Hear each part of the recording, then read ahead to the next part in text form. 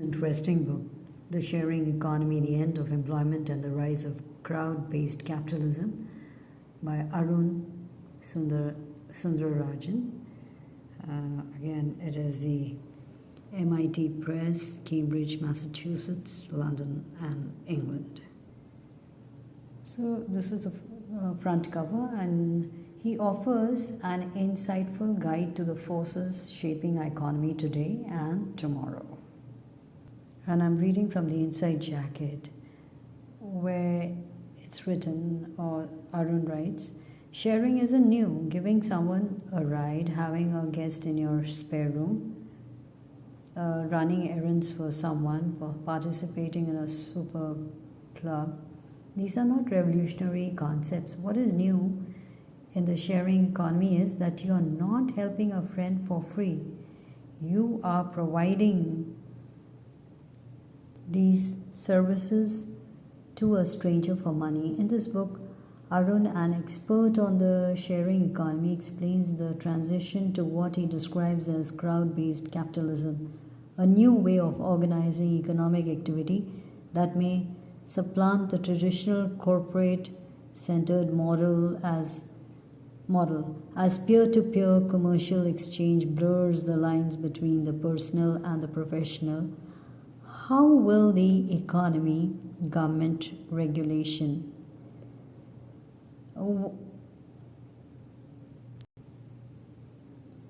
what it means to have a job and our social fabric be affected?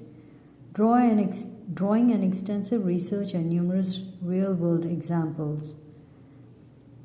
Drawing on extensive research and numerous real-world examples, including Airbnb, LYFT, Uber, Etsy, TaskRabbit, France's BlaBlaCar, China's Didi, Huawei, and India's Ola, Sundararajan explains the basics of crowd-based capitalism. He describes the intriguing mix of gift and market and its transactions, demystifies emerging blockchain technologies, and clarifies the dizzying array of emerging on-demand platforms.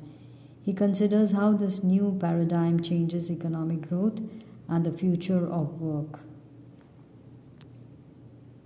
So, drawing on extensive research and numerous real-world examples, Sundararajan explains the basics of crowd-based capitalism. He describes the intriguing mix of gift and market in its transactions, demystifies emerging blockchain technologies, and clarifies the dizzying array of emerging on-demand platforms. He considers how this new paradigm changes economic growth and the future of work. Will we live in a world of empowered entrepreneurs who enjoy professional flexibility and independence? Or will we become disenfranchised digital laborers scurrying between platforms in search of the next wedge of piecework? Sundararajan highlights the important policy choices and suggests possible new directions for self-regulatory organizations, labor law, and funding our social safety net. He is a professor at the New York University Stern School of Business, a recognized authority on the sharing economy. So I'll read a few lines from his concluding thoughts.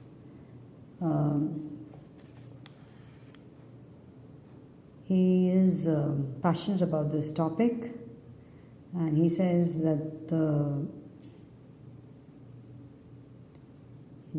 I focused the book more heavily on the immediate future of crowd-based capitalism rather than on the more distant future. The accommodation, transportation, and freelance labor sectors have been the earliest to see big changes induced by crowd-based capitalism, but commercial, real estate, healthcare provision, and energy production and distribution will soon follow, he says. And the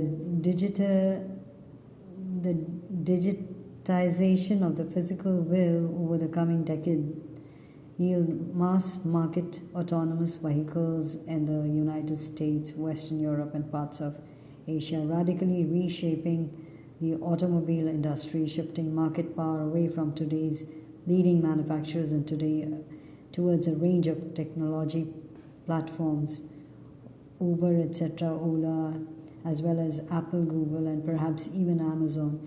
In parallel, an additive manufacturing revolution will change how artifacts are made, shifting more and more production into the cloud. The blockchain revolution, he says, may create new global exchange possibilities we have not yet begun to conceive. Then he talks about, he says, our urban infrastructures will also be reshaped by crowd-based partnership models. Today, on-demand platforms have already produced a creative new mix of public and private transit, what Wake Forest College professor Lauren Rue and I call invisible infrastructure. That is, the use of idling capacity and digital platforms to build city-wide or nationwide capabilities that once required steel and concrete investment may shape the urban infrastructures of the future. He talks about BlaBlaCar's national transportation networks, Just Park's invisible parking lots, and Airbnb's disaster relief housing platforms are early examples. The evolution of trust in society on account of people's increased participation in the sharing economy will play a key role in making invisible infrastructure feasible. So I'm still reading from there, the concluding thoughts of his on 204 page. As a consequence, deepening our understanding of trust in society that is digitally mediated, as well as how the use of digital technologies changes levels of trust between people, is critically important. I hope our research with all these, he says. Anyways, he goes on to say that city governments in parallel will try to become more shareable as they get more crowded. Over time, they are likely to realize that unlocking the true potential of the sharing economy requires a fundamentally rethinking of how they plan and govern, and fairly radical changes in our approach towards both residential zoning and the role of regulatory agencies. Then he further writes, in crowd-based capitalism, he asks a question. Is crowd-based capitalism a passing phase, an interesting social experiment before society returns to the familiar confines of 20th century managerial capitalism? And he answers, this seems quite unlikely. So, and he says, the Nobel Prize winning economist Michael Spencer summarized as to why. The truth is that the internet led process of exploiting underutilized resources, be they physical and financial capital or human capital and talent, is both unstoppable and accelerating.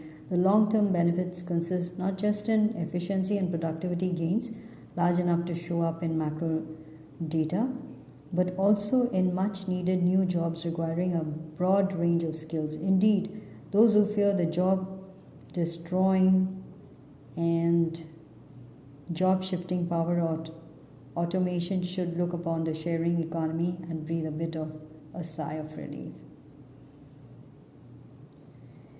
So that's it. Again, the long-term benefits consist not just in efficiency and productivity gains, but also in much-needed new jobs requiring a broad range of skills.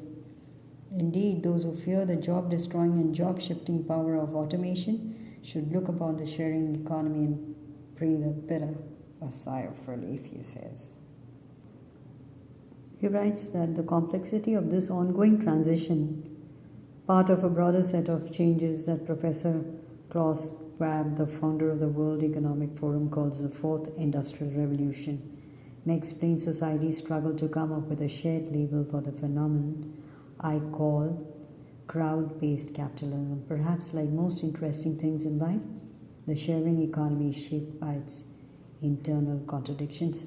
Actually, it is really very interesting. You must read the book to find out how he explains in great detail and in such an interesting manner.